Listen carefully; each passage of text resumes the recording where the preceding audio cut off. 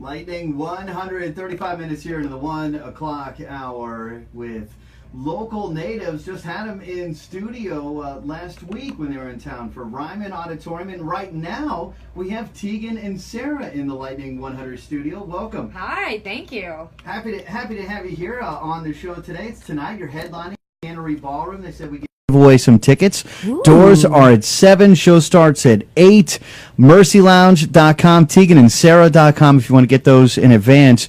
And we're actually talking here. The opener, Torres, is local. She's based out of Nashville these days. This is true. And going to shred on the guitar. Oh my God, gonna shred. She just like shreds every night. She's amazing. Yeah. She's got great vocalist, great songs. We love her. Fun. Awesome. Well, I'm so happy to have you here. I think it's the first time I've had you on my show. I did get to meet you backstage at Bonnaroo one summer when you came in. Quite a few years ago now. Almost 10 years ago. Yeah. Has it been that long? Yeah. Well, that was the last time we played Bonnaroo, and that was the same trip where we then came back that night and performed with Tiesto, if I recall. Oh, yeah, wow. that was like 2008, 2009, somewhere in there. Yeah.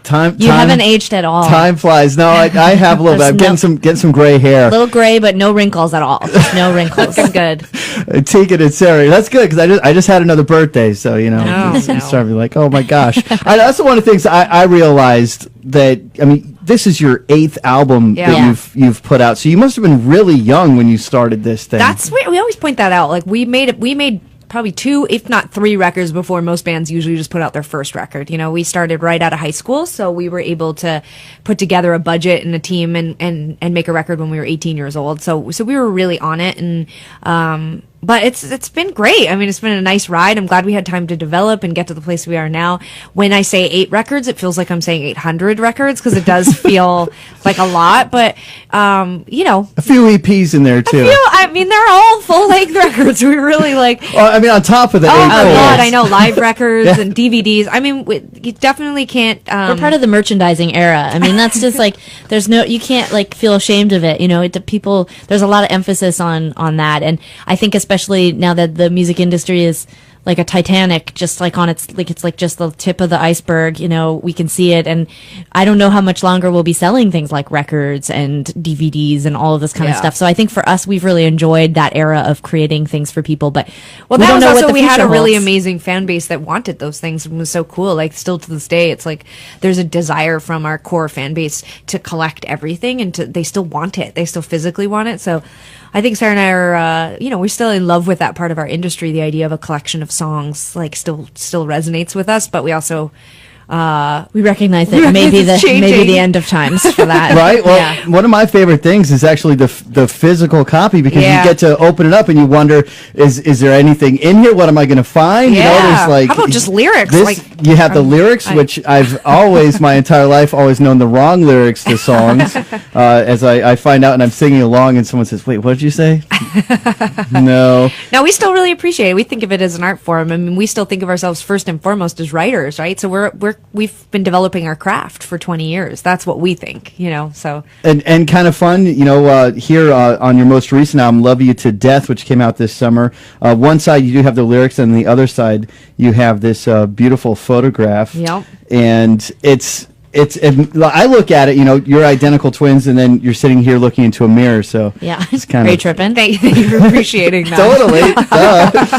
All right, well, cool. Well, hey, let's have you play a song. Sure. All right, we're gonna play a song from that new record, Love You to Death. It's called Stop Desire. I'm gonna just put it out here on the radio and on Facebook Live, which we're doing, that have not properly rehearsed, so I imagine I'll probably screw up. Just stick with me here.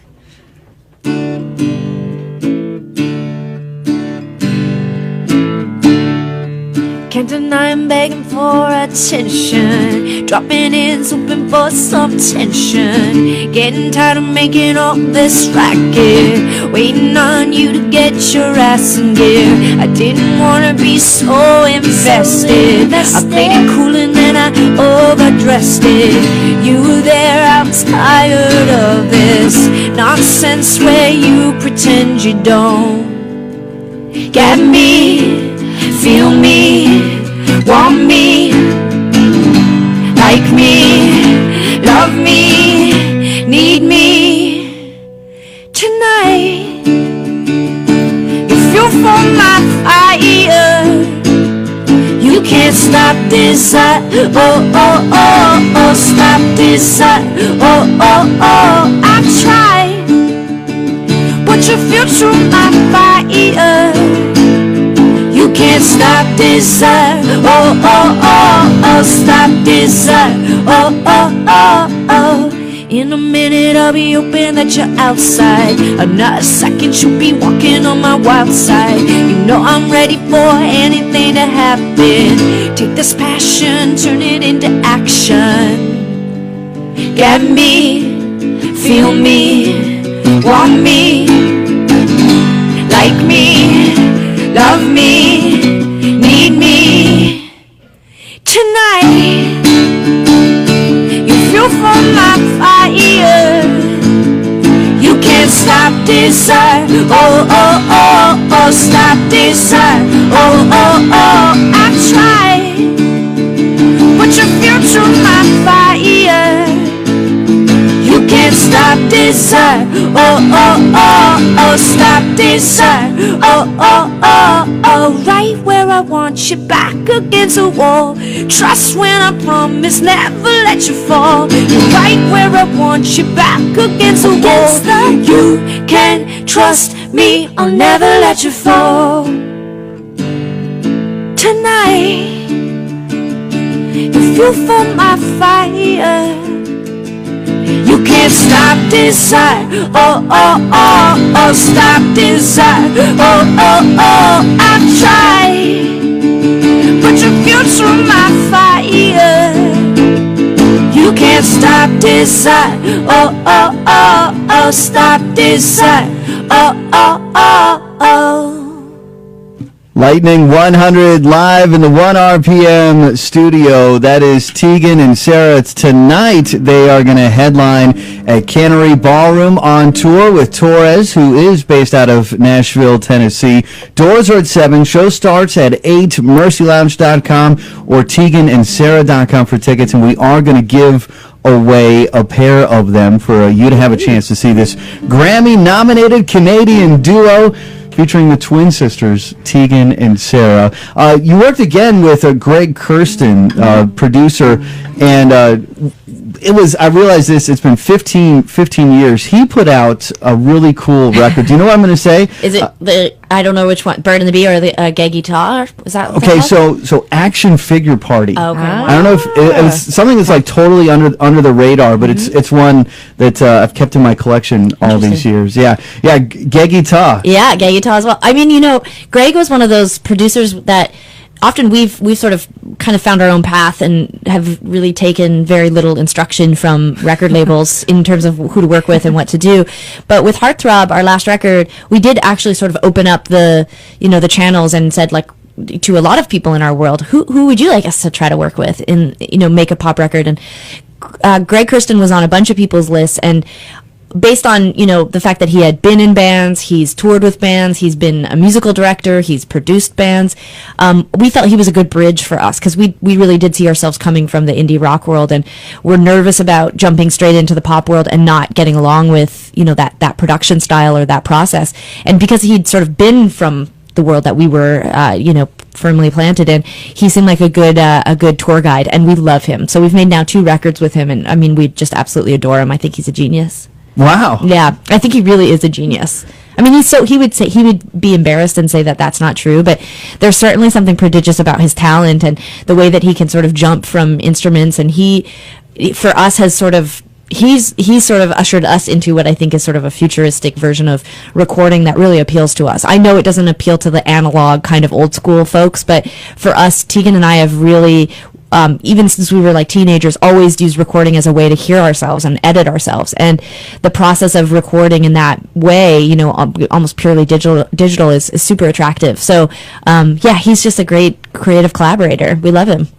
Both times did you work in? Does he have a studio that you went and worked in? Or? Yeah. Both. I mean, in both cases, there was a couple different. I mean, with Heartthrob, we worked in a couple different studios. This one, we just worked in his studio. He was sort of building it when we were making Heartthrob, so it was nice to return there. We were very comfortable, and he works a very manageable amount of time a day. Like, he's very like respectful of his family and his health and his mind, and he doesn't overwork. There's none of these like 16-hour epic recording sessions. There's no, let's mic these drums for the next 2 days and get sounds, which, you know, I mean, it's not to be cynical. Sarah and I, like I was saying earlier, we love our craft and love being a part of this industry, and we're, I think, as positive and as excited as we were the day we started. But there was definitely a point where we realized most people are listening to music now on like iPhone, you know, speakers or little headphones or out of their computers, and like there was sort of like a, maybe we as our band, because it's more about the songs and our singing and the melodies and lyrics and whatever, that we didn't need to spend 2 days getting drum sounds,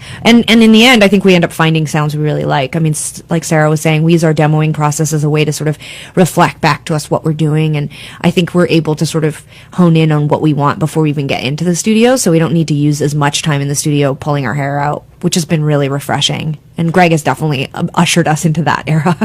How has it been taking this record on the road and doing it live? It's been actually pretty easy. We had a really amazing musical director that came in and helped us sort of figure out what needed to be reproduced live and what didn't. I think, and also how do you fit 7 other albums that don't sound like this album into a live show? I think we've got to the point now where what is required is kind of an outside source to go like, okay, here's the songs you want to play. Here's how I propose that you perform them in a way that doesn't feel like you're going to give your audience audio whiplash. Like, how do we make this thing cohesive? Well, how do you make it feel fresh, right? Like some of the songs, there's a couple songs we're playing in the set that we wrote and recorded in 2003 and 2004. And so how do we update those songs but still treasure and, you know, honor the original recording? So, yes, like Sara said, an outside source can really help do that. So it's been really fun. But like Love You to Death itself was actually a really easy record to get ready for the live show, because I think it was a little less dense than our previous work, and so a lot of the key ingredients to make the songs live in a live space came really easily. And Sara and I were more diligent. We like actually like rehearsed and practiced and have been building core muscles to sing well, and like finally decided rehearsing was a great idea. As a fan of music, it's really fun when you hear it done a little bit differently, maybe with a different arrangement. Sure. Yeah. I remember one time Feist came into that same backstage studio and had different arrangements on her songs, and I just loved it. As long as it's recognizable. My thing is when I go to see a band play and they play like all the songs and I leave thinking like, what did I even just hear? You know, I actually, it's sort of a big name drop, but it's like, I love Madonna and the way that Madonna is able to reimagine those classic songs live. I mean, she's been playing that stuff for over 20 years and it still sounds super fresh. And it also feels like she's not, it doesn't feel cheesy. Like she's like, oh, you know what's popular? Electronic music. I'm going to just do that. Like, it feels like she's always taking the most innovative sounds or whatever's current and blending that with those songs that are so still relevant to me. I loved your Madonna voice. That was really cool. Yeah, that's how she probably talks, I think. I'm Tegan and Sara here in the ONErpm studio. Tonight they're headlining a Cannery Ballroom, Torres opening. You said you were going to do a new one and an old one. What's the old one? Well, we're actually, I mean, in a few months here, we'll be hitting the 10-year anniversary of a record called The Con. Sure, yeah. So we've been doing kind of like a little mini con set in the middle of our headline set, which we'll be doing tonight. So, but we're going to play you The Con in honor of us being really old. The entire album. So here we go, 47 minutes. I'm going to tune first. Yeah, that okay. sounds very Nashville. I mean, get a grip. You can't. There we go. See, I know how to use a guitar. I listened it, yes I'm guilty of this, you should know this. I broke down and wrote you back before you had a chance to forgotten. I am moving past this, giving notice. I have to go, yes I know the feeling, know you're leaving. Calm down, I'm calling you to say I'm capsized, staring on the edge of safe. Calm down, I'm calling back to say I'm home now, I'm coming around, I am coming around. Nobody likes to, but I really like to cry. Nobody likes me, maybe if I cry.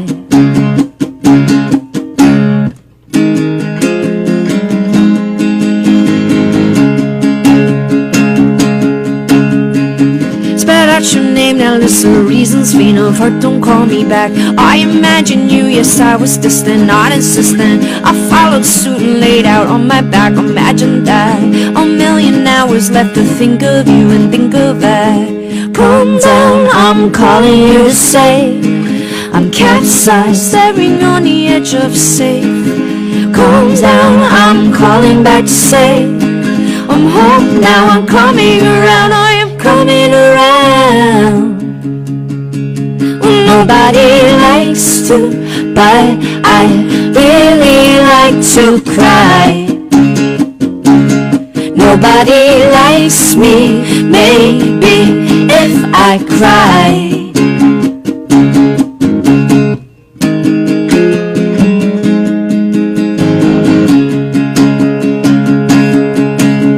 Encircle me, I need to be taken down. Encircle me, I need to be taken down.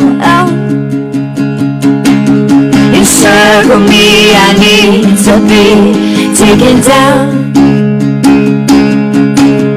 Encircle me, I need to be taken down.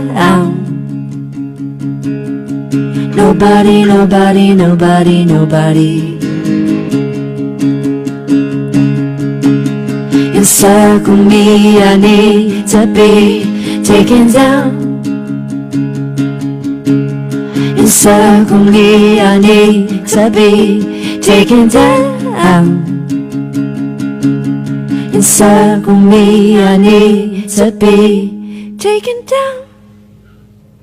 Lightning 100, Tegan and Sara live here in the ONErpm studios tonight. They're going to be headlining at Cannery Ballroom out at the Mercy Lounge complex, mercylounge.com or teganandsara.com if you want to grab a ticket. Torres opening for Tegan and Sara. Doors are at 7, show starts at 8 o'clock, and I do get to give away a pair of tickets.